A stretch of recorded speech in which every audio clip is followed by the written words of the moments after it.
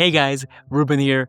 In this video, I'm going to guide you step by step through the setup of your Mixpanel account and show you how to avoid common mistakes. So by the end of this video, you are able to start making data-driven decisions. I have helped more than 100 companies do the same, and my previous videos on Mixpanel have thousands of views and happy viewers just like you. Before we dive in, if you still haven't created a Mixpanel account, there is an affiliate link in the video description below which you can use to create your account and to support this channel. So step number one, find the affiliate link in the description. Then you'll see the Get Started Free top right, enter your email and click sign up. Oh, and of course, agree to the terms. Now let's continue on with the sign up process. There's a few things we have to do in our account before we can even start thinking of the right data to send Mixpanel. Now you can follow along my Hulk-like cursor here. You can see it kind of gets even bigger when I shake it. Try that. I do data work. I'm gonna choose that. I'm gonna call this Netflix Lite, because you're gonna see this app we're gonna use to come up with our account. This is a very small company, consumer. Now, question here, dependent on your privacy regulations, you might choose a specific data center, mainly if in Europe and you want the European Union server. I'll just take the US, and we can allow anyone with your domain to join the project. So we have our account created. There's obviously nothing here, but we're gonna work on that. And go down here to the gear icon, and then click settings, and then organization settings. So you have an organization. We called ours Netflix Lite. Down here actually is what we have projects. We can see that we only have one project right now, but we actually want at least 2 projects. So first, let's go into the one that already exists, and let's rename it. Let's call this Netflix Lite Dev. Each project has a couple other settings you may want to double check. The time zone is 1. Mixpanel stores all the data in UTC, Universal Time Coordination. Is that the one? Let me know in the comments if I got it right. It's all in UTC, but from a reporting perspective, you can choose any time zone you want. I'm in Vancouver, of course, so I'm going to choose the Pacific, but you can make that whatever makes sense for you. And then make a note of this token. We're going to need it in the next few steps. We don't need the API secret for the stuff we'll be doing. And then the other settings are pretty minor. You can look at them in case you want them. You know, I know some companies in the Middle East, for example, they will prefer to start the week to be a Sunday, not a Monday. And other companies may have different quarters. You can change those if you need to. Okay, so now we have a dev project. Let's add a second project. And we're gonna call this prod. Same data center, same time zone. Create that. And then you'll match the settings for your dev project, whatever you did there. And of course, make note of the production token. Now we are doing this because any testing, QA, staging is gonna go into the dev project so we can do whatever we want. If we make errors and mistakes, that's the whole point of it. And once we are ready to launch our Mixpanel account into production, then we'll use the production account. And we really want to minimize the incorrect data that flows into production. Now, you may also want to invite people if you didn't choose the domain option in the onboarding. So you can go to user and teams and then invite as many users as you see fit. And then you have different roles here where you want to make them an owner of everything, or just assign them to specific projects and then just give them a specific project role. Honestly, depends on your organization and your security policies. Now our account is ready to receive data, and we can move on to the next step, which is not writing code. We actually need to do some planning before we ever write a single line of code. The biggest mistake companies make when setting up Mixpanel is simply rushing to start collecting data. I know you want to see it, you want to see events come in, you want to start building reports, but some thinking makes a big difference by the time you start to analyze your data. The solution to this is to create a tracking plan. Now I'm going to show you a template I use. If you want to use this exact same template, which actually has a bunch of cool tabs, which I'll show you throughout the video, there's a link in the description where you can access it. There's other templates online. You can use your own format. You can use Google Doc. You can print it, I guess, if you're the kind of person who has a printer. So let's dive in. Now, this template has a nice how to use tab. We have the events and properties where we'll be doing the bulk of our work. I'll talk about this implementation checklist, data issues, and common issues later on in the video, so stick around.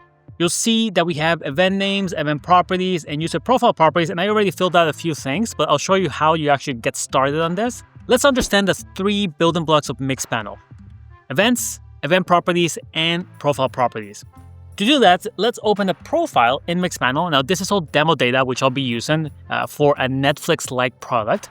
In Mixpanel, every user has their own profile, such as this one, and we can see the 3 building blocks in action. So first, we have events. Events are the actions that users can take within your product. They can watch a video, they can subscribe to a channel, they can sign up, create an account, they can install the app, and so forth. Your app will likely have 20, 30, 40 different actions. And for each action, we have event properties. So if we open the watch video, we can see that this event has 18 event properties here. 6 are being manually passed by us. So things like hashtags, the percent watch of the video, 36%, what platform this user was on, in this case mobile, and I'm guessing the other value would be desktop, the category of the video they watch, comedy, and so forth. So you can pass as many event properties as you like. Then we have properties that Mixpanel will collect for us automatically. You can see there's a few things here like city, country. We have email, though email is actually passed manually. I'll make it, this is a special note about user identifiers, which we'll get to in a second. Operating system and region. And of course, combining the automatic Mixpanel properties and the manual properties, we get 18. So that is the second building block. The third building block are user profile properties. And user profile properties simply tell us more about the user itself. So things like the age, we again have city, country, region will be down here. So that is a duplicate of the event properties. And that is actually fine. If you can imagine, it might be possible for the user to have a city, country, and region of where they live. And maybe when they travel, specific events have different city, countries, and regions. So there's possibilities where they could be different. We have a created date, and we have a few other things. The same thing. A few of these are automatic, city, country, and region. And other ones are manual, like user settings, which is a list of values. And this user has enabled 2FA in their account. So these are the 3 building blocks that we need to think about in our tracking plan. What are the actions that are the most important to us? What event properties are going to give us the details we need about those actions? And what profile properties do we need to store along the way? Now, quick note on data types. So Mixpanel supports about 7 data types as of when I recorded this video. We have strings, basic text, numbers, we have booleans, true or false. We have dates. All the dates actually follow what's called the ISO 8601 format, super technical name. They basically just look like this. You have the year, month, and day. You have the time. And of course, all data has to be sent in that UTC time zone that we looked at earlier. Then we have lists, which can be a JSON array. We can have different values. We have objects, and we can have a list of objects together. For most of your data, you're likely going to stick to pretty simple ones: strings, numbers, dates, booleans. But the more advanced data types like objects and and list of objects can become quite handy, especially if you run into more complex scenarios or your app is just inherently more complex. Now, when you create your tracking plan, you want to navigate your app logically. So the way I have always approached it in over 100 projects is I like to open the app itself. So this is the Netflix-like app we're going to use. The video titles are, I guess, like parodies of actual titles, probably for copyright reasons. Let's imagine this is a real app. And then we can actually start going through all the steps as a normal user would. So we may first land on the website of this app. Then maybe it's got like a marketing website. And we may say, okay, the very first thing a user might do is a page view. I'm going to fire this every time a user views a page. And here are the different properties we're going to start to pass. So we may want to track this if this is a mobile or desktop. We may want to track the path, the URL, and the domain. And I'm just noticing that myapp.com actually exists. And it looks to be some kind of Japanese app. That is incredible. Okay. So we start to pass all the different event properties we care about for this event page view. What you don't want to do here is you don't want to have very specific events. So you can see that this is a global event called page view. And in the event properties, we then specify the path, the URL, and domain. One alternative that sometimes teams do and can make your data very messy is to start saying something like view home. And then you have another event called view pricing page and another one called view futures. So now you have this very 3 specific events, which all are going to have more or less the same event properties. So instead of having 5, 10, 20 similar looking events, you can condense them into a single universal global event because Mixpanel is built for segmentation. So whatever you put under event properties, you can actually break it apart into a chart inside Mixpanel. And if you have individual events, if you want to do any kind of aggregation, let's say you want to see total number of page views, you now will need to add all the 10, 15 events to just get that number instead of just using the global one. So that is the first tip that you're doing here. Now, the reason why we do this on a Google Sheet and not code is because sometimes this global versus individual is obvious, like the page views, and you can avoid it from the get-go, but sometimes it is not. For example, in this case, since we have videos, as you start to plan out your events, you may come up with something like, video watch 25%. And then you go and you say, well, I also want when a user watches 50%, and then let's also do 75%, and then let's also do 100%. So you go with this, and this actually looks fine the first time you do it. But once you start to review it, again, before you ever write code, you may start to say, like the structure of this 4 events is actually almost identical, which is my clue that I should simply condense them into a single video watch event and then just have like a % watch with the value of 25 or 50 or 75. In this case, actually, we wouldn't include the %, right? Because Mixpanel doesn't support %, they support numbers. So we have something like that. And I use the or here just to specify to developers that there may be different values here. It's not just a single persistent value. So that is the value of doing this on something like this. Whether, again, a template, paper, clay tablets, I don't know, whatever you do it on. You can then review it and condense and further condense to have fewer events. The best implementations don't really have that many events. We're talking about 10, 20 events to understand everything instead of having 50, 70, 80 events, which I have seen multiple times, and it's always painful. Let's also talk about naming convention while we're talking about just best practices. This could be a bit of a emotional topic in some circles. My perspective is that it doesn't really matter what naming convention you use as long as you stay consistent. So when we talk about naming convention, there's a few things to keep in mind. Some teams, some companies like to talk about, for example, you can do object action, which would be, video watch. So video is the object and action is what happened. And of course, you may have other ones like, video shared or video started, but they all follow the same idea that you have an object action. You can also have action object. Leave a comment there for moral support as I type this in real time. I kind of need this. So an action object, it's of course the opposite, video watch, or watch video, share video, and started video. So that's one element of naming convention. Again, do I think one is better than the other? No. You should just pick one and stick to it. Consistency. The other element here is the tense. So you could do something in past tense, which is what all of this is actually, or you could do in present tense. So now you have video watch and video share and video start. And of course, the same thing here, watch video, share video, and start video. So past tense versus present tense, same thing. I don't really think it matters that much. You just pick whatever you want.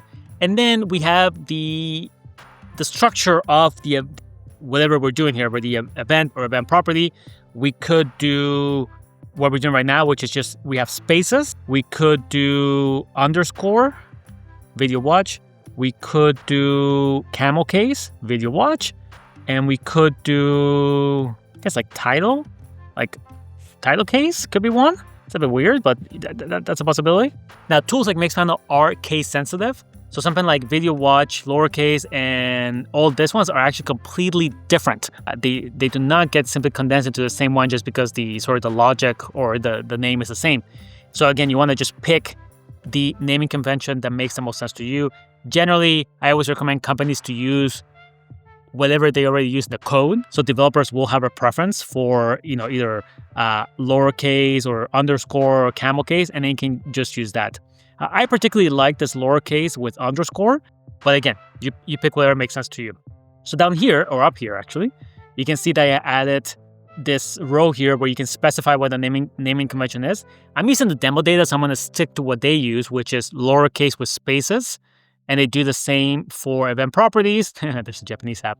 And then they have something similar for profile properties. So whatever you decide, just simply add it here. And you know that you could have different naming conventions for events and event properties and profile properties, or at least events may be different from the properties themselves. That could be fine. Again, consistency is the goal here. So to go back to the app, the process you will follow here is to open your web app or your mobile app, or of course you may have both, and simply go step by step. So in this case, eventually we're gonna get to some kind of sign up page, and we'll say, okay, the user, this is actually the sign up page. The user has to provide the first name, last name, username, email, the user, you do this, and then you go to your tracking plan, and then you say, okay, great, I'm gonna track the platform, I wanna track this created, first name, last name, email. We also saw that we actually would need a username. So we'll do that. And then we'll decide that, it will also be helpful to have some of these event properties as profile properties. So we'll pass them on here. This is okay, again, to duplicate. The main difference is sometimes when you integrate Mixpanel data with outside tools, they pull from the profile properties and not the event properties. If in doubt, honestly, you should just pass it. This is not something you're being charged for. And then once you create the account, you're going to then, log in as a regular user. Oh, did I actually log in? There we go. Right, and then we'll go into a tracking plan, and then we add another event, when the user logs in. Now we may want to pass a few things on the login. We may actually want to pass it created again, and the first name, and all this actually, even though we don't see it in the sign up screen, because it's likely that your product is already live for many of you. So we want to capture this information for any existing users who created an account before you ever implement the Mixpanel. So the login gives us a point in time where we can start to do that. And same thing, we'll just set those as profile properties. Now, sign up and login are important events. And we will talk a little bit more about the user ID management in the next section for when we get to technical details. But generally, sign up and login is when a user becomes known to us instead of just being anonymous. So this is where we usually pass a user ID back to Mixpanel, where we can tell Mixpanel, hey, the ID of this user is 123, and here's the first name and last name and a few other things. Now, the other events may not have as many profile properties. So we have the watch video, right? So we may have all these different event properties, but we're not going to pass the category, for example, because a user may watch 10 different videos. That doesn't quite make sense as a profile property, but we may want a profile property that tells us the total number of videos a user has watched. So we could pass videos watched as a number, and then we'll make a note to the developers that we want to increment the profile property every time a user watches a video. And we can do something similar here, videos liked, and that's the same logic. So we're not going to pass a specific video a user is liking, but as a profile property, we can pass the total number of videos a user has liked. So we're trying to capture some behavior of the user that may be helpful to us. Profile properties in particular can be helpful for revenue-related properties. So imagine the subscription plan a user's on, how much they are paying per month or per year, what is their LTV, and things like that. You would go on through your entire app, or you may just focus on parts that are important to you right now. For example, you may only care about the onboarding in the next few weeks, so just focus on that and then you stop. Or you may just care about retention. So you may have the sign up and login events, but then only the retention events. You figure out. Usually when I do this for a client and I'm being paid to figure this out, I like to go through the entire app on web, on mobile, wherever it's available. Then we have this plan of 30, 40 events. And then we can actually prioritize them. P1, P2, P3, P4. And we always have this repository of future events we can always add whenever we have capacity. So that's another option to consider. Now, let's look at some of the automatically collected properties, because you'll see that there's some stuff that you're actually not seeing in the plan, like city, region, and country. So many of the SDKs that Mixpanel offers will collect some properties for us. We saw a few of them when we were looking at that example of watch video in the profile, but we can actually see the specific ones they are collecting. So we have city and region. Both city, region, and country are actually parsed from the IP. So Mixpanel captures the IP and then parses it for you. It will capture time zone. It will capture last seen, which can actually be quite helpful. It will tell you when is the last time a user was last seen. Now, this is done from an event itself. That is, when is the last event a user was seen. Here's the client SDKs. So we will have device ID, OS version. There's device information, screen height, screen width is just for iOS, as you can see. So Android will not be supported. Some of the caveats you'll eventually get more familiar as you start to implement your data. We have some referrer information down here, some UTM data, which we're also going to see in a little bit more detail soon. So generally, I will not note this in the tracking plan because I don't want to confuse developers and have them think that, oh yeah, we do need to track the IP and then give it to Mixpanel. No, it will do it for us. Now, there is an exception here, which is backend SDKs, which typically do not collect any of this information, and we do have to pass it manually. But we're also going to look at that in the technical section next. Let's also talk about the reserve properties Mixpanel has. These are special properties that typically signify something important to Mixpanel. You can actually see some of them here. Any property, whether event or profile that has a $sign before it, is a special reserve property. So if we go here to the reserve properties, you'll see that they are typically pretty standard stuff. We have first name, last name, or perhaps just a combined name if you prefer that. We have email, phone number. We have an avatar, which you can actually set to a URL of an image, which is actually what creates this image right here that you see. The created date, and there's a few other things that Mixpanel uses throughout the data structure that may or may not be relevant depending on what you are doing. So you want to check here. Just because if you're going to pass the email, you really want to use the $sign email and not just email without a $sign. $sign email will tell Mixpanel that they have to treat it as an email, and there's a bunch of other things that happen in the backend when you connect different data sources that then uses that $sign email, and it might not if you don't use that. So check out this list whenever you're doing an implementation, and you can note those special properties. I also think I added it to the checklist, which we have here. As you start going through this implementation, there is general steps that you may do yourself if you're in product or growth, and then some things that developers will have to do, and of course if you're a developer, vice versa. So I started this checklist that you can take in this template, which again is in the description if you want to access it. Now, once you have your plan and you have your 10, 20, 30 events, and you have cleaned them up, you have done some editing to make sure they are condensed as much as possible, and you have all the event properties, then we can think about SDKs. So where is this event going to come from? So again, I added some options here, common options that you might see. There might be a website through JavaScript, iOS and Android for mobile, and then maybe a backend SDK like Ruby or something else. And of course, some events, for example, if you look at login, may actually occur in multiple platforms, right? So a user may be able to log in on both web, iOS, and Android.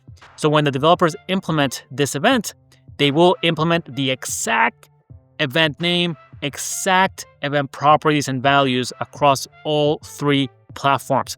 Consistency, again, is really important. In Mixpanel, we're then going to be able to break this out and say, did the login took place on mobile or desktop? And remember that Mixpanel has some automatically collected properties that gives us more information about the device itself, but we want a single event. We do not want to do, login mobile or login desktop unless you have a really good reason. Honestly, you should put the reason in the comments because I love to hear it. It just doesn't really make sense. We have a global event that will fire across all platforms. And then we have event properties that can tell us which platform the event came from if needed. Now, in terms of what SDKs you use, there is a general guideline here. The role of ad blockers means that if you use something like the JavaScript web, you will lose somewhere between 15 and 30% of data. That may be okay in some cases, but generally, trying to use backend SDKs as much as possible is really handy. One downside is that you'll lose a lot of those automatically collected properties and you have to do them manually. So typically client SDKs do not disappear completely from the picture. You may have like an 80-20 where 80% of your data comes from the backend, 20% comes from the client. And then when Mixpanel joins everything together, then you still get a lot of those automatically collected properties, but you also get the high reliability of data. And again, you can upgrade things. I've done implementations where we start primarily with a client-side SDKs because they are typically faster. And over time, we replace the most important events for us using backend events, and we improve data reliability over time. So it doesn't have to be perfect from the get-go, especially if you have concerns about spending too much time on backend events and trying to replicate a lot of what the client SDKs do. Just simply go client first and upgrade over time. We have a handy status column, of course, you can use to gauge where each event is, whether it's in progress or QA or implemented. And then lastly, I added an event count estimate to help you figure out pricing. Now, Mixpanel right now uses events to calculate pricing. You do get 1 million monthly events. There are some limitations in the free plan that may or may not force you to upgrade. I think you can only create a certain number of charts and things like that. The pricing kind of changes often, so check that out. But you get 1 million monthly events. And then from there, you can start to figure out what kind of events you need in total and what this pricing might look like on the monthly basis. And then annual basis, which gives you typically some kind of discount for doing that. So in your tracking plan, if you want to do some of these estimates, you can do it in this column. Most teams tend to have another data source. For example, you may have Google Analytics 4, which is free. So you can go into GA4 and say, okay, in the last 30 days, GA4 is saying that we had, 500,000 page view events. And we know from our backend that we get 200,000 sign-up events and so forth, right? Whatever events you prioritize, you can start to get a quick estimate to what this might cost you in Mixpanel. In fact, I'm going to do a sum here. That worked? Yeah. And then I want to make this a number for all of you. So this can give you a general guideline to what Mixpanel might charge. Now, Mixpanel does have other things where you might want to pay extra. For example, session replays. You may have data pipelines if you want to take the data out to a data warehouse. So of course, check those add-ons. But the number of events is the core pricing model for Mixpanel. Now, quick glance at the other tabs. So we talked about the implementation checklist, being able to provide documentation links for whoever's responsible on that checklist. And of course, maybe even add in dates here so they know. You can even add your production and development token that we created in the very first section. There's also this data issues tab, which can be handy. You may encounter errors in your implementation, whether now or in the future. And this is just a potential way for you to capture those issues. And then what is the solution, any technical notes, and of course, keep a record of it. If you have your own system like a Jira to do this, of course, you can use that. And then lastly, I created this tab of common issues and solutions they have run into over many years. Things like cross-domain tracking, bot traffic, you're not seeing events, or your event properties are broken, or even the ad blocker issue. So I think there's about 25 issues I have seen, and the solutions and any relevant documentation that I could find to help you tackle that. By planning your data calmly and in a space where you can easily edit things, by the time you start writing code, you have a higher chance of being able to achieve exactly what you're looking for to make those data-driven decisions. Now, we are almost ready to start writing code. Before you try to deal with what may be the most scarce resource in the universe, which is developer time, we have to prepare some technical notes. Now, if you're in product and growth and you won't be doing the technical implementation, this section is still helpful to help you understand how everything kind of comes together and some important technical notes you can then communicate to the developers. The first thing we want to do when thinking about the technical implementation is actually look at auto capture. Auto capture is somewhat new in Mixpanel, maybe the last couple of years. And auto capture was pioneered by other tools in the space, but effectively it can capture certain events for you automatically. Now, this is only on web as of the time of this recording, and I'm sure eventually it'll be on iOS and Android. But if we look at the auto capture documentation, we can see that if we enable auto capture in the Mixpanel JavaScript SDK, we will be able to get page views, page scrolls, any form interactions, element interactions such as clicking on buttons. We're gonna get some attribution data, very handy. Dead clicks and rage clicks. I always find it funny, rage clicks. You can see who's raging at your app. So there's about 6-7 events that Mixpanel can capture for you. Now, I don't have the schema here for you on this events, but generally page views will collect things like domain and URL and path, and then the element interactions tend to collect the click text and so on. So you want to see what this looks like. Honestly, this is a very low effort way to start collecting data right away. A couple things to consider. One is event volume. We may do some estimates in the tracking plant, but you do want to keep an eye when you enable this, as this may really ramp up your event volume very quickly, especially things like element interactions where you may get thousands and hundreds of thousands of clicks depending on how many users you have.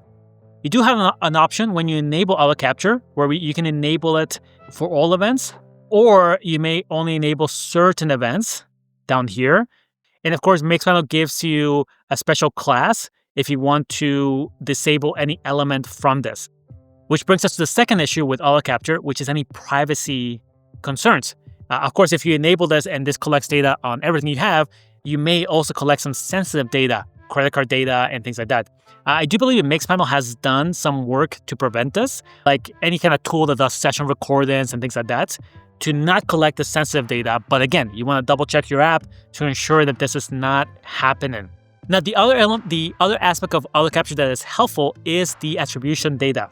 So when it comes to web attribution, what we really care about is, of course, the UTM parameters, UTM campaign and source and medium and term. They've been around for 20 plus years. So auto capture can collect it for you. You can see it will actually collect all these UTM parameters, even more than just the 5 standard ones. And it will do it across last touch, which will be labeled like this: UTM source, UTM campaign. It will always be the last UTM values Mixpanel has seen for a user. And it will also capture the initial ones to be able to give you first touch attribution. In addition to the UTMs, you will also get click IDs.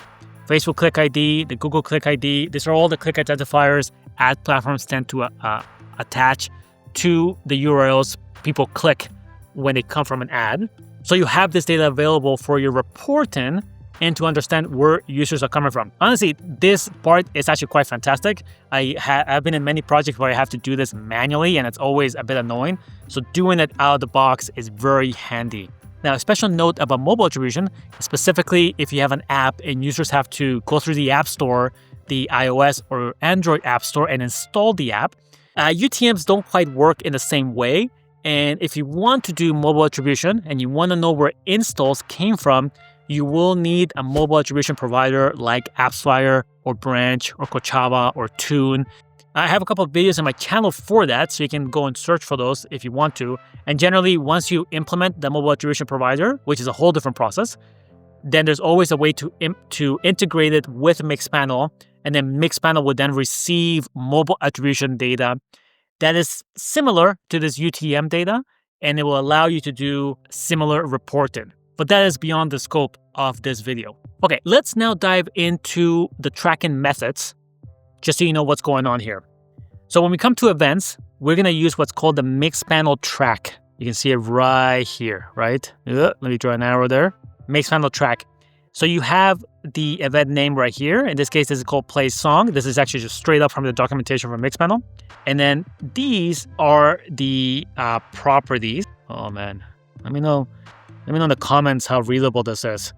In fact, actually, let me know how beautiful my handwriting is. I'm sure it is. So you have the event name, then you have the event properties. Again, you can have as many event properties as you want here.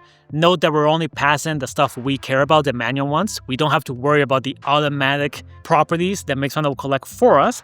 And of course, the different data types, whether it's a string or a numeric or a Boolean, they will all be handled here. Now, this example is from the JavaScript documentation. So this is JavaScript code, but you're going to see something very similar on the iOS documentation, Android documentation, Ruby, Python, and so forth. It's always going to be this mixpanel.track, which you can use to send events and event properties. And you will fire this code at the right time.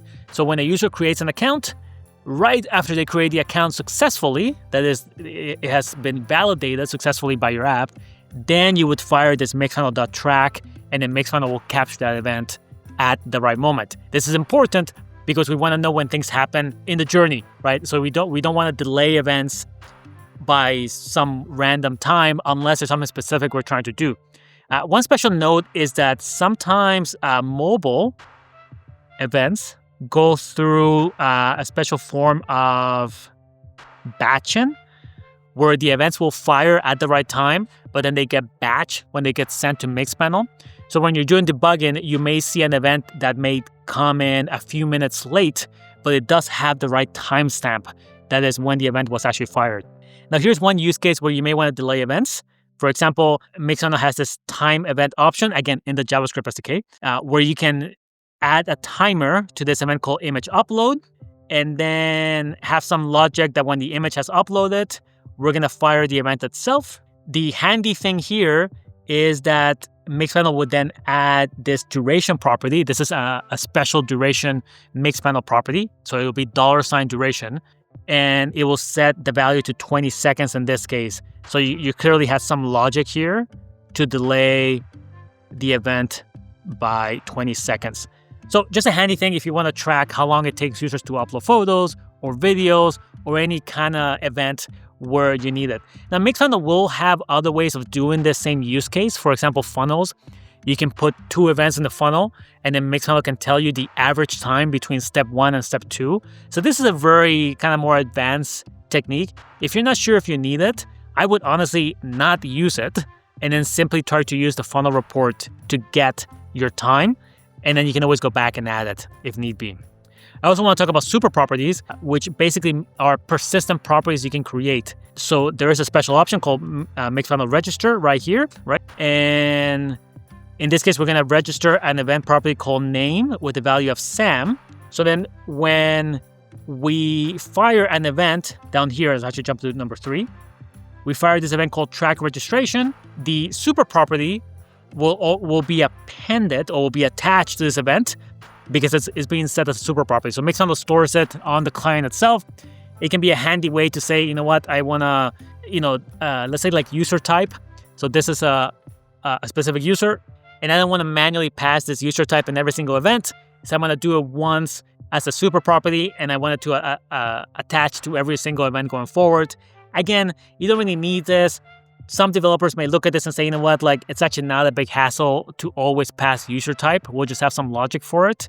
But it's just an option nonetheless.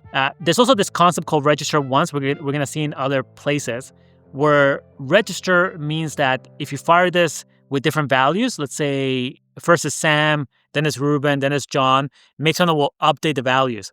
If we do register once, it will only do it once. So in this case, we already passed it as Sam. Then we try to say register once name, but name gets ignored because it's already been registered. So register once can be handy if you want to make sure you only pass something once. This used to be how you handled, for example, UTM properties. So if you wanted the initial UTMs, you would use register once, so you only set them once and you can never overwrite them. Now, of course, that happens automatically, so you don't need to. Okay, so that's the way you track events and event properties. Generally pretty straightforward, and it will just vary a little bit dependent on what SDK you use. Let's now move on to identify. Identify is one of the trickiest portions and one of the most important portions, because Mixpanel is not for anonymous traffic. That is, the whole point of Mixpanel is to know who our users are. If you just want anonymous traffic, then you will use something like Google Analytics 4. So when we want to identify users, we want to fire mixpanel.identify with the user ID.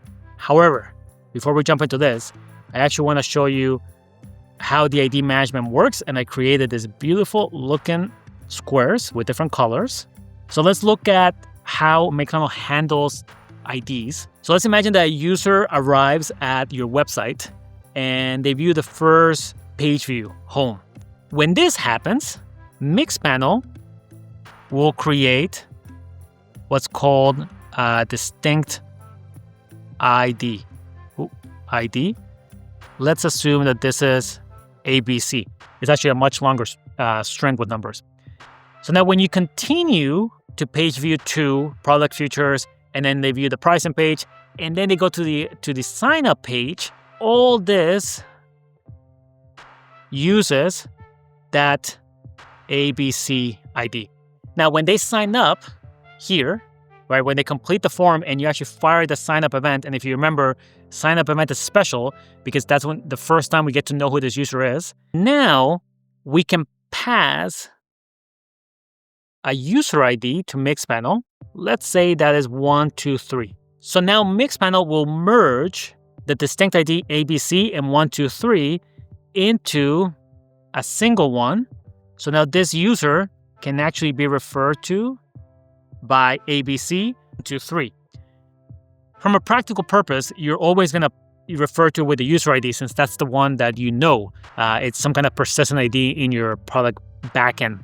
But now Mixpanel will merge all the activity that happened under ABC and all the activity that will happen under 123 into a single profile. So from your perspective, it's just a single user, and you can see them all the way from the home event to whatever onboarding event you have that's known.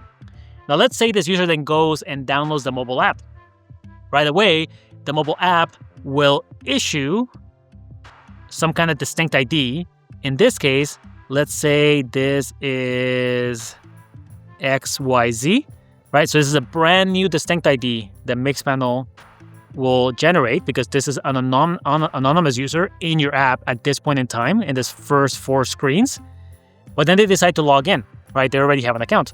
So when they log in, once again, you pass your user ID. Wow, this is getting chaotic. Okay, you pass the same user ID, 123, right? It's the same user. So now Mixpanel has ABC, 123, and XYZ. That's what we use, right?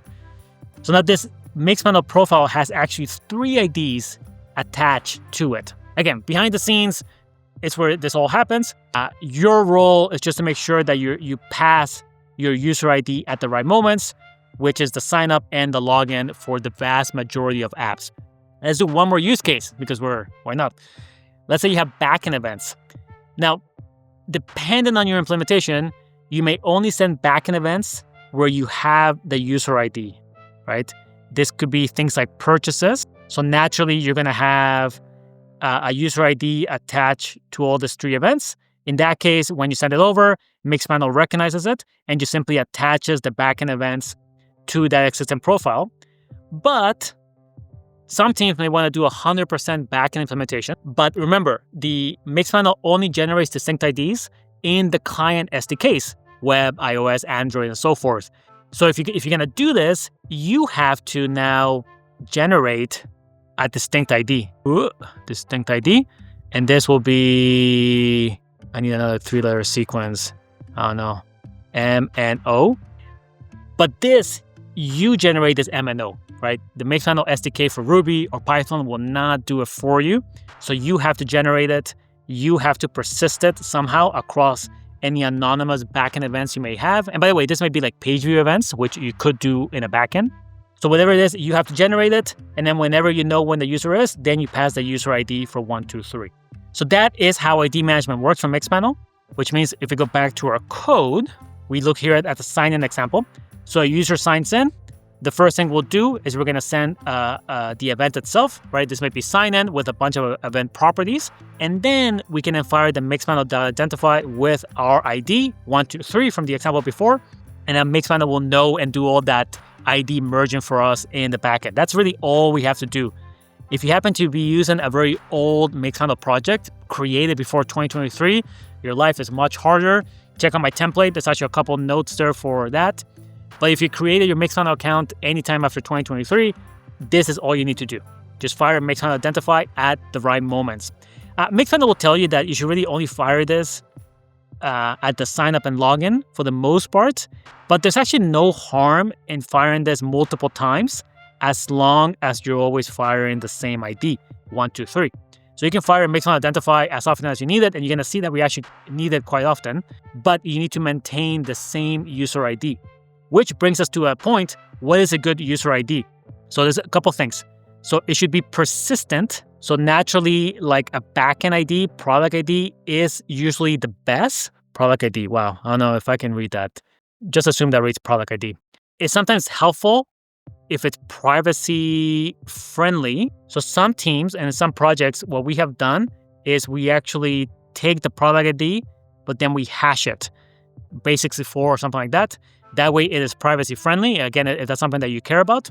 You could use email, and I have been on projects where we use email, so it's not the craziest idea, but it's also not the best since email can technically change. Not very commonly, but it could change. So you should only use email if you have no other solution. Ideally, it should be a product ID. You can hash it if you care about privacy, and if you don't really have either of those, then you can fall back to email, and that could work. Mixpanel documents will tell you to not do that. It's not ideal. Okay, so now let's talk about profile properties, since we also talked about those. Before you can set profile properties, you have to fire a Mixpanel Identify, because you have to tell Mixpanel what the ID of the user is and where the profile properties should be attached. In this case, we're talking about the JavaScript payload, so SDK. So it's telling you that you only need to do the identify once per page load. But again, technically, you can actually do that multiple times, and it might be even a good habit to try to do it before you set profile properties. If you see any issues, let me know in the comments. I'm curious about that. But I've been in many projects where we fire the identify call often. Now, this does bring up an interesting challenge, which is we generally only want to do the identify for a known user. That is, once we know this user has the 1, 2, 3 ID. But what happens if we want to set profile properties to anonymous users? So the user only has the Mixpanel distinct ID, but we want to set some kind of profile properties. You have a few options. You could store the values at the client level, let's say on a cookie or local storage. And then once the user is identified, then you can set them. I do think you can fire a Mixpanel set without identify, but Mixpanel then queues this until an identify happens. So depending on how much time happens before this, you might be able just to set Mixpanel set with a bunch of properties for your anonymous user, and then the user will get identified, and then they get attached to the user. You may need to test that though. Generally though, we don't typically set a lot of profile properties to anonymous users, and the stuff we do care about, Mixpanel can collect for us, like the UTM data, and city and region and a bunch of other stuff. So this may not be such a common use case, but you can try a few things on your end. Now, I won't go into all the detail here, but there's actually other options too for the properties. For example, you have set once, which is like before, we can set a profile property only once and make sure it never gets overwritten. We have append, where we can start to append values to a list. Could be handy too.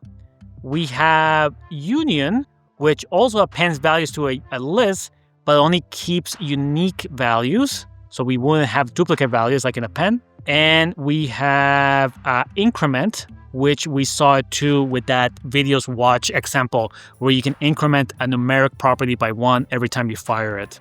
Lastly, I also will not go into as much detail. You do have this concept of groups, which can be very handy for B2B companies in particular. So you in a B2B company, you may have a client, which is an organization, and then you may have multiple users under that organization. So Mixpanel does handle that logic with groups. So the group is the org, and then you can attach events to groups. You can attach profile properties to groups, and then you can, of course, attach users to groups by combining them. There is documentation. This is called Group Analytics. I also believe it's an add-on, so you may need to pay for it extra.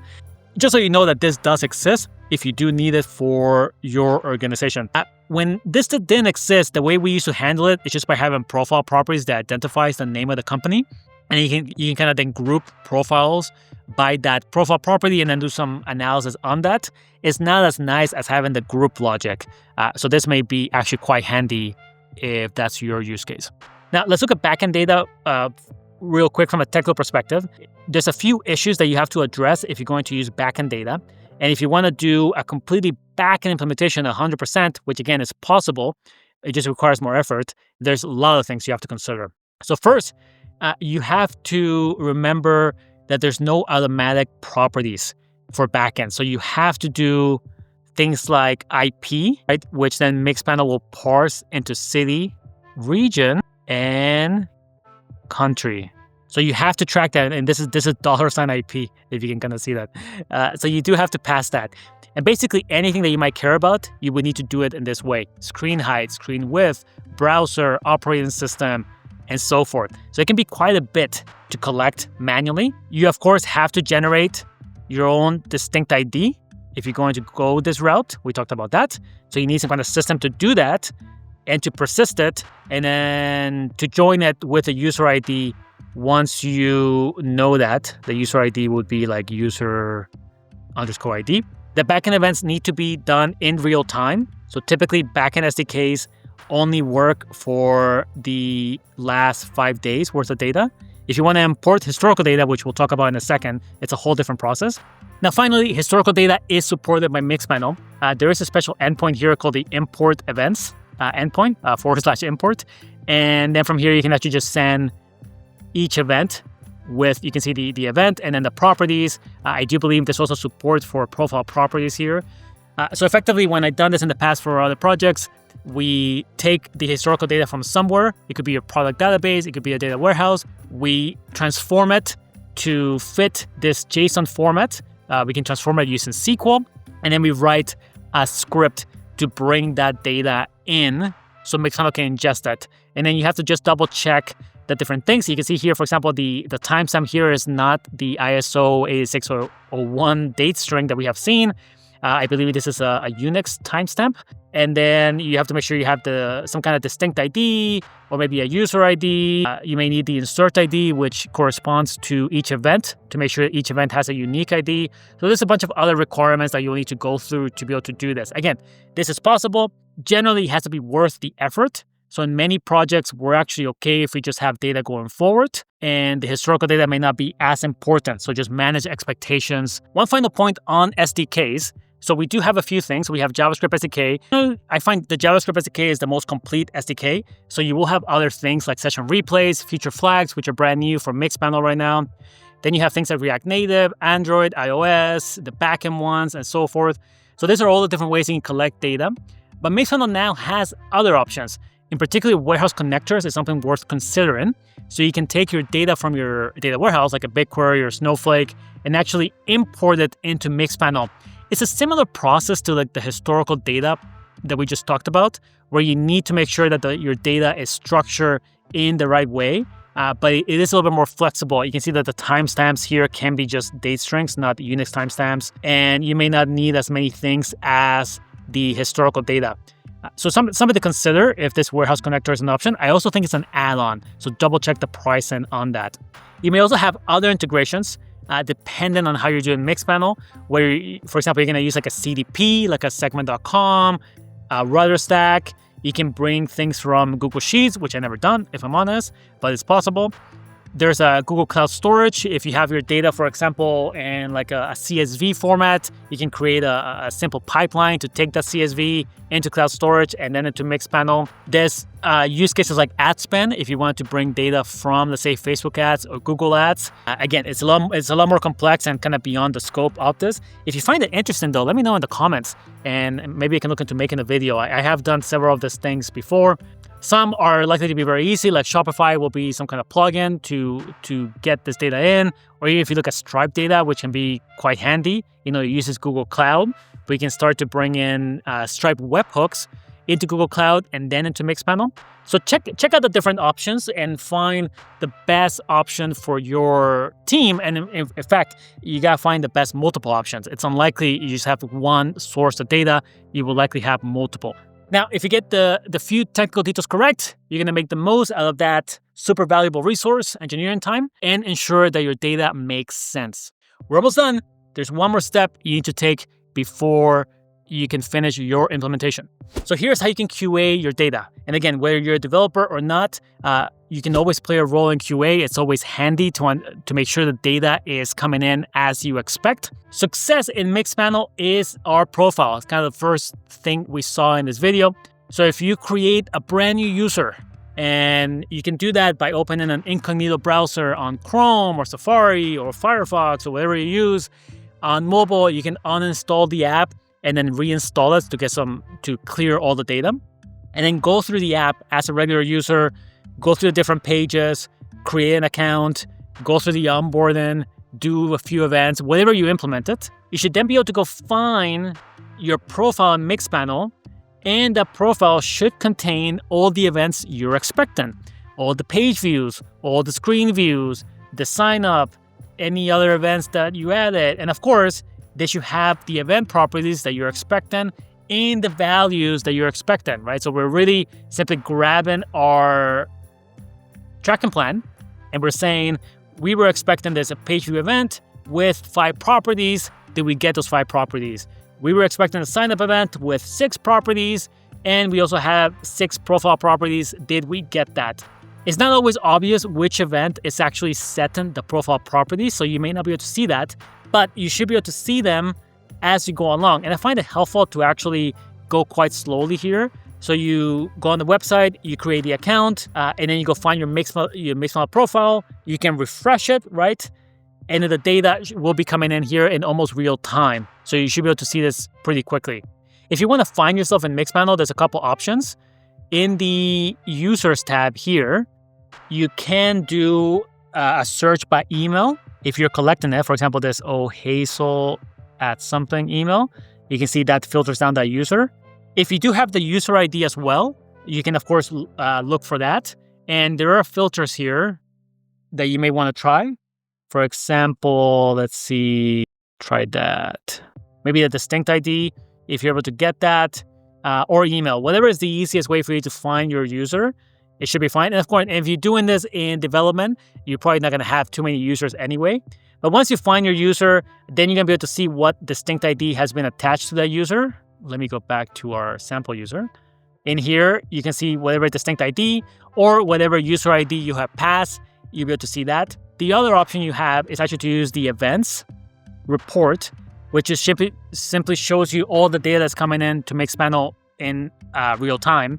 The one caveat here is you do have to refresh it manually, but once you click this, then you get the latest events. And then you can open each event, and you can see the properties. You can see a link to the user profile. So if we click this, this will take us to that specific user. You can filter the columns if you want to look for specific columns. And again, you can also do some filtering here. For example, if you were just testing the purchase events, you might want to do that and then do your tests and then refresh. And then you can see whatever latest event came in and double check if it has all the event properties. This is the exact process I follow. There's no real magic here. You just have to make sure that as you go step by step in your testing journey, that Mixpanel is reflecting everything you're expecting to see from the event property, and profile property categories. Some of the special features like auto capture will appear in both reports. You can also go into the very first report, which is Insights, and then look at some data here as well. This will be more useful once you have more data. So for example, you may have I think we have like a page view here, right here. And you'll be able to see, over the last 30 days, we had 9,000 users and we had 15,000 events. Is that in line with what we were expecting? So this is some of the QA you'll do. Once you know everything looks good in dev, you may get this data into production. You can start to look at some of those event count estimates to make sure that all the data is there and you're not missing anything important. Other special features will have their own tab. So for example, session replay will be here. You see this demo account does not have session replay, so we cannot see it. But if you did implement this, you should be able to see session replays come in. There is also heat maps, which also will have its own special section. We can also talk about what to do with your tracking plan once you have implemented a portion of it. You have 2 options. You can maintain it wherever you created it, Google Sheets, Excel, paper, if you printed it, you crazy person, or a clay tablet.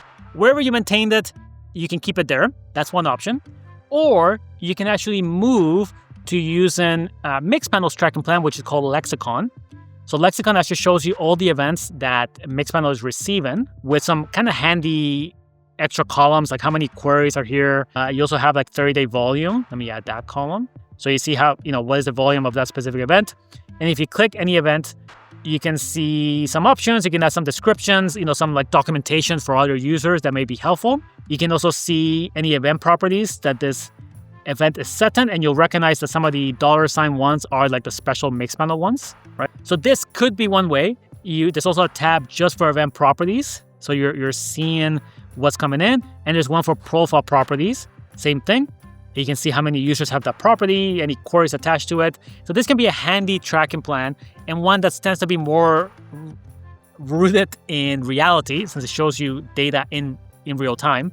But if you are organized, you could maintain the Google Sheets Excel version.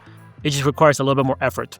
By this point in the video, if you have followed along, maybe you took some pauses, you should be able to see some data come into your Events tab or your Profile tab, your Users tab, and of course, your Insights report may have some data. So I really hope that this has been useful.